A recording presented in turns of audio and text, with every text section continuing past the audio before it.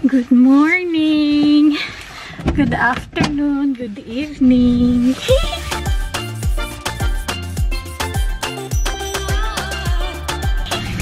Today is Friday.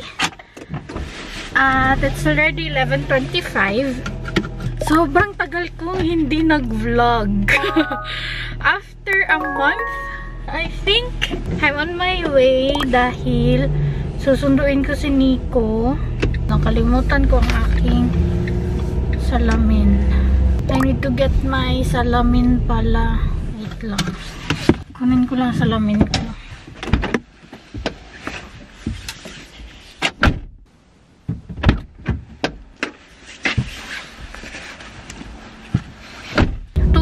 Si Nico malayo sa akin. Pinadala siya ng company niya doon sa state nila Atimail. Pero I think malayo siya kay Atimail. Pero nasa state siya nila Atimail sa Rhineland-Pfalz. And then uuwi siya ngayon. Darating siya in 30 minutes. So kailangan ko siyang sunduin. Last week si Nico doon din siya sa Rhineland-Pfalz. Umuwi din sila ng Friday. Tapos nung Monday, bumalik ulit sila doon. Uwi naman ngayon. The reason why, kung bakit ngayon lang ako bumalik, etong vlog na to will be uploaded after sa isang vlog ko na sobrang tagal kong pinag-isipan, as in sobrang tagal ko siyang pinag-isipan. Alam to actually ni RC. Alam to ng mga kaibigan ko. Gusto ko siya ma-pull off kasi first ever vlog ko siyang gagawin na ganito. As in, first ever vlog na gagawin ko siya. Kinakabahan ako nung sinabi ko siya kay Nico. As in, of course, nagpapaalam ako kay Nico bago ko siya gawin. Para ma-pull off ko siya. Hindi ako nag-vlog ng isang buwan, ilang weeks. Hindi ako nagparamdam sa social media. Social media ako pero yung walang bakat ng ebidensya or walang proof, something. Basta, for sure, pag napanood nyo na tong vlog na to, napanood nyo na yung video kung ano yung tinutukoy ko sa vlog na to. In case na hindi nyo pa napanood, panoorin nyo siya, ililive ko yung link sa description box. Sobrang tagal kong nawala sa social media world. Actually, sobrang hectic na ang weekend namin ngayon. After kong masundo si Nico, dediretso kami kay Labianan sa mama niya dahil magla-lunch kami doon. Tapos, mamayang gabi, magdi-dinner naman kami sa papa niya. Dahil yung papa ni Nico pupunta ng Turkey. Kaya hectic yung weekend namin ngayon dahil aalis na ako. Lilipad na ako pa Pinas this Monday. Wala din kasi kaming time na kumain sa labas dahil nga si Nico wala dito whole week, and then last week din wala din siya dito. Kaya ayun, 2 weeks ahead ako kay Nico. December pa yung flight niya papuntang Pinas. Hala, shit, hindi ito yung parking. Ay, gagi. Asan ba? Ang parking na lang ako dito, eh. Ang sandali. Shit. Saan ba ako dapat kasi doon ako. Okay. Kailangan kong bumalik doon. Bawal ako mag-U-turn. Kailangan kong bumalik. Bukas, 18, Sabado, 7, wedding anniversary namin ni Nico. Saan na ba ako? Ano ba yan? Kung saan ako nagsusuot. Saan ako pwedeng mag-U-turn? Ay, baka dito pwede ako mag-U-turn dito. Pwede nga. No, wala na ako eh. Hindi ko na din alam kung nasaan ako. For sure, si Nico nandun na yun sa parking area. Pinaka-hate ko dito na daan dahil hindi ko siya kabisado. Ang dami kasing daan. Kita ko na ang sasakyan nila. Ay, ayun si Nico.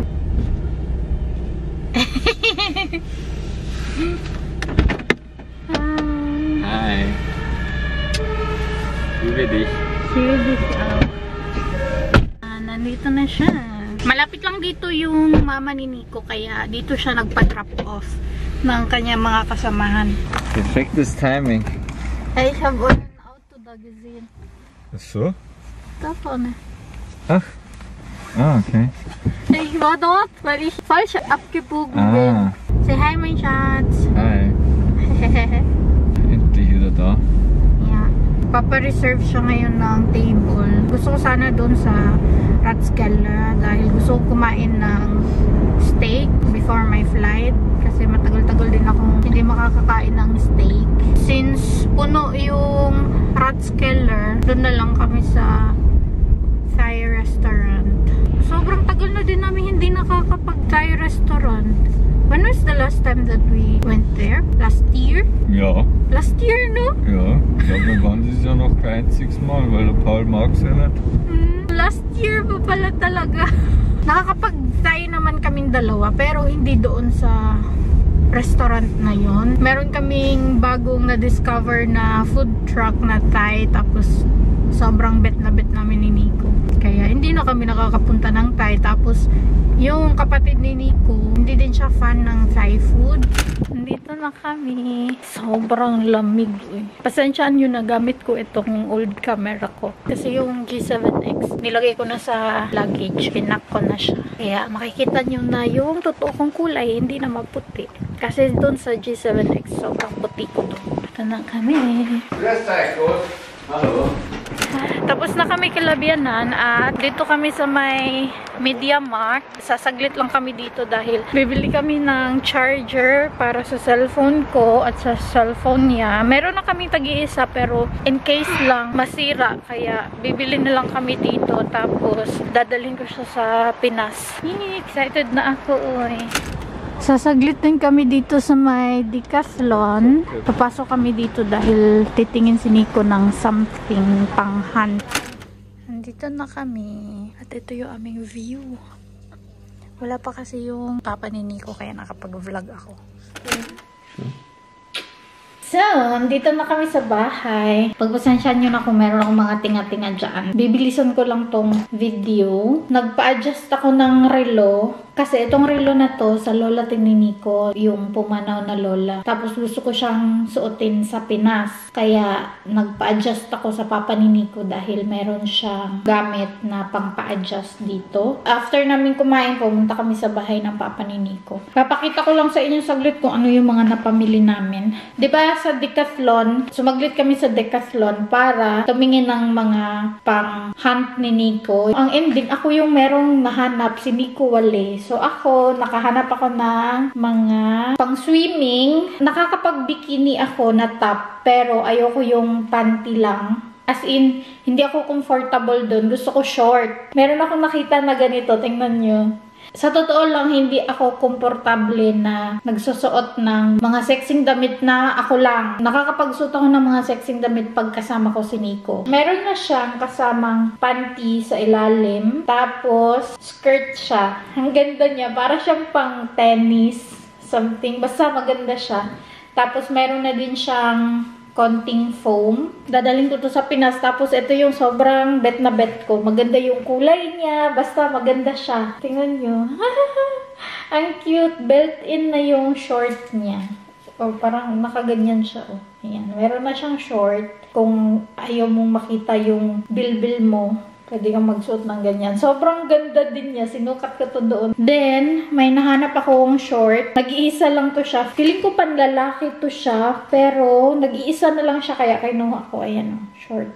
Hindi ko alam kung panlalaki to or pang babae. Or maybe pang babae siya. Pero, XS yung size niya. Pero, malaki siya na pagka-XS. Kasi sa akin, hindi na kasya yung XS. Nasa S na ako. Tamang-tama. Meron din akong black na pang-upper. Ipaparis ko to doon. Tamang-tama. Black din yun. Ito yung nabili namin sa MediaMarkt. Ito is para sa akin. Kasi yung cord ko na para sa power bank ko, nasira ni Nico. Tinapon niya. Maganda pa naman sana yun kasi meron siyang built-in na pantali sa kanya. Ito, wale. Mahaba-haba din siya. Sabi ko kay Nico, yung maikli lang na cord, wala kasing maikli na available. Kaya ito na lang. Si Nico, bumili siya ng adapter para din to sa kanya kasi gusto niya na adapter na isahan lang, tapos 3 na yung malalagay. Pumili siya ng 65 watts para fast charging daw ba. Meron siyang adapter sa tablet niya, pero sobrang tagal mapuno ng tablet niya. Kaya sabi niya, bibili na siya ganito. Tapos isang adapter na lang pang charger ng kanyang tablet, at saka bumili siya ng cable na USB-C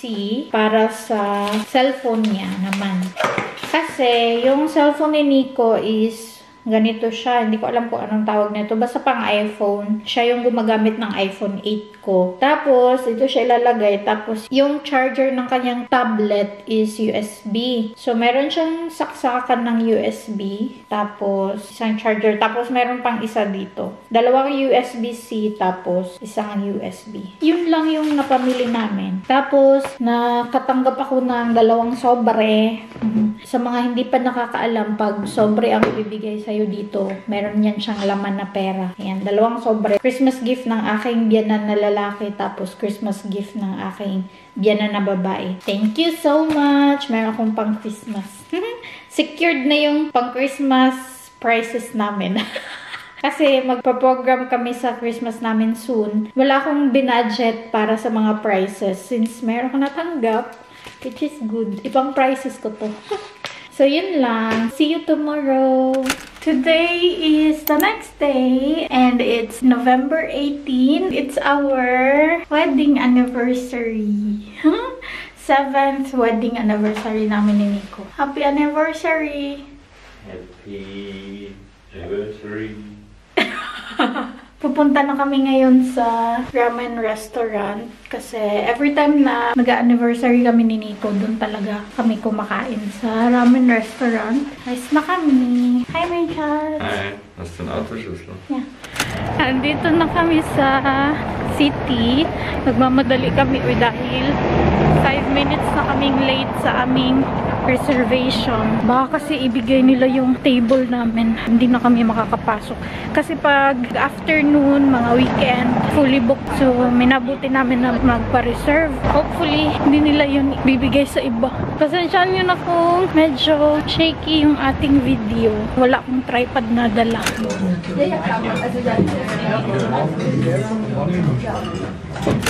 Nandito na pala kami sa bahay kanina pa. Nag-dryer lang ako ng mga nilabhan ko kanina. It's already 4:55 PM. I-haul ko lang sa inyo saglit. Ito na yung magiging last haul ko for this year dito sa Germany. Nakalimutan ko pala ipakita kahapon. Binigyan kami ng kumot ng biyanan namin babae, yung stepmom ni Nico. Kumot na ginanchilyo. Sobrang laki. After namin kumain sa Miss Hong, binilhan ko si Nico ng pambaon niya pang Monday. Ito yung sa may Jerusalem. Mediterranean snacks yan siya or pagkain. After namin sa Jerusalem, pumunta kami sa souvenir shop dahil matagal ko lang gustong bumili nito. Magnet. Bumili ako ng magnets. Ngayon ko lang talaga siya na-realize. Nung binigyan ako ni RC ng mga souvenirs na galing sa USA, nung nagpunta siyang USA, binigyan niya ako ng magnet, tapos keychain, tapos sa isip ko, hala, ilang beses na akong umuwi Pinas, pero hindi ako nakabili ng mga ganito kasi parang nawala siya sa isip ko, or hindi lang talaga ako nag-iisip. Kasi yung laging iniisip ko pag uuwi akong Pinas, mga chocolates talaga yung dadalhin ko. So, ayun, this year, naisip ko na bumili talaga ako. Naglagay talaga ako ng notes. Meron akong notes sa cellphone ko kung ano yung bibilhin ko. Bumili ako ng mga magnets. Ayan, nakalagay dyan, Regensburg, tapos flag ng Germany, and then lugar namin, tapos Germany. Meron namang yung Regensburg lang nakalagay, pero ayoko ng Regensburg lang. 10 magnets. Sa souvenir shop to siya. Tatanggalan ko lang ng mga presyo dahil bibigay ko siya sa family ko. Ito naman, keychain, tapos may nakalagay na Regensburg and then Germany, tapos ito is Swiss knife na nakalagay Germany. Bibigay ko to siya sa papa ko para meron siyang keychain, tapos Swiss knife na nakalagay Germany. Meron ding Germany na opener. Sa mama at saka sa stepdad ko to. Ito naman para sa lolo ko. Kasi yung lolo ko mahilig siya mag-inom. Best lolo. Pero Besta Opa yung nakalagay. Kasi Opa is lolo in German. So, maglit din kami sa DM. Bumili si Nico ng sunscreen or sun protection para sa Pinas para hindi siya magka-sunburn. Bumili na kami na pang Christmas gift namin sa family ni Nico. Hindi ko na lang siya papakita dahil Christmas pa to bubuksan. At yung mama at saka papa ni Nico nanonood yun ng vlog ko kaya hindi ko siya i-vlog dito. Basta mga keychain din siya. Keychain yung naisip namin dahil mas magagamit nila araw-araw. Meron akong keychain para sa mama ni Nico, sa stepdad ni Nico. Ito naman sa lola ni Nico. Pumunta kami sa Manga Mafia. Bumili kami ng poster. Ito is poster na One Piece. Dito to sa amin. Si Nico ayaw niyang bumili ng ganito pero gustong-gusto ko talaga yung poster niya. Alam ko kasi si Nico fan na fan siya ng One Piece. Tapos yung aming entertainment room doon sa baba, lalagay ko to doon. Pumunta kami sa Manga Mafia dahil dito.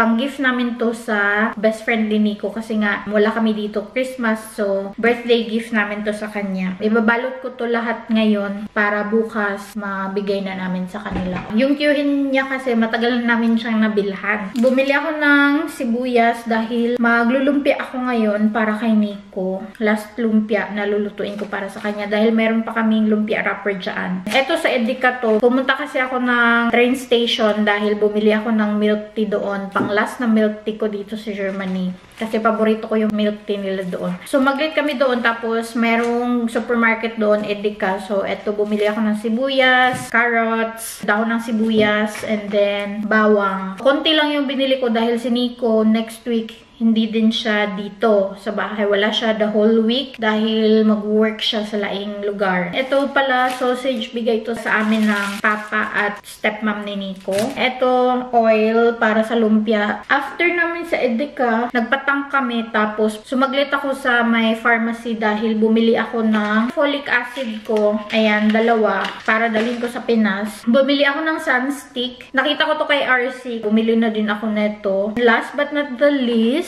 etong Voltaren. Gustong-gusto to ng lola ko. Ito na yung pinakamalaki. 2 yung binili ko neto. Ayan. Sa lola ko at saka sa papa ko. Sobrang nagustuhan to ng lola ko. Kaya every time na umuwi ako, meron akong dalang ganito. Mamadaliin ko lang to. Tapos mag-wrap ako. Feeling ko hindi ko na mag-vlog bukas kasi bukas maglalaba na lang ako. Kasi nakapaglinis naman ako dito sa bahay. Maglalaba tapos kakain ng lunch doon sa lola ni Nico. Tapos dadalaw sa puntod ng mga pumanaw na grandparents ni Nico. Yun lang yung gagawin namin bukas. So, hindi ko na siya ma-vlog. Hindi na nga din pala ako magpapak dahil last week pa akong nagpack. Mag-wrap lang ako.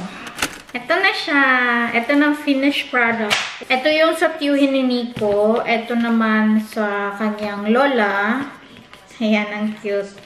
Para lang siyang paper. Wala siya laman. Pero yung mga nilagay ko is pinasok ko muna siya sa envelope na may bubble wrap para hindi naman nila mahalata kung ano siya kasi hindi siya natunog. Para lang siyang papel kasi sobrang gaan din. So, wala sila idea kung ano yan siya. Ito naman kay Martin at saka sa mama ni Nico. Sobrang simple lang nila. Oh. Ito naman is sa stepmom ni Nico at saka sa papa niya. Ito na yung pang birthday gift namin. Sobrang simple lang yung pagkaka-wrap sa kanya. Tapos na ako. It's already 6:15. So, mag-start na akong magluto ng lumpia. Tapos na pala akong maglumpia. Ito siya, tira to. Nandun na sa freezer yung iba dahil para yun kay Nico for the coming days. Ito siya, itong 1, 2, 3, 4, 5. With cheese to siya. Tapos ito siya is cheese lang talaga kasi merong isang natira na wrapper. Etong 3 kay Nico yan siya. Ito yung pang-4. Ngaon may chance. Wow. Ngaon ta. It's already 11 PM at busy ako dito. Yung luggage ko, nandun na siya sa labas dahil ready na yan siya para sa Monday. Hand carry na lang yung aking ay naasikaso right now. Gusto ko na yung ipapak ko na lang bukas is yung toiletry ko na lang para wala na akong gagawin. Tapos, kung meron pa akong time bukas, maglalaba ako at saka ipagpatuloy ko yung pagpaplansya ko dito dahil kailangan ko pang plansyahin tong mga uniform ni Nico. Bukas ko ito gagawin. Yun lang naman ang aking vlog. I will see you na lang sa Philippines. Magkikita kami ni RC. Tapos magbabantayan kami. Thank you so much guys for watching. I hope you enjoyed this video. Please like and share if you did. Leave a comment below. Follow me in my social media. And please don't forget to subscribe to my channel. And click the notification bell para ma-notify kayo every time na mag-upload ako ng bagong video. And I will see you guys on my next one. Then lang. Tschüss. Gute Nacht. See you, Philippines.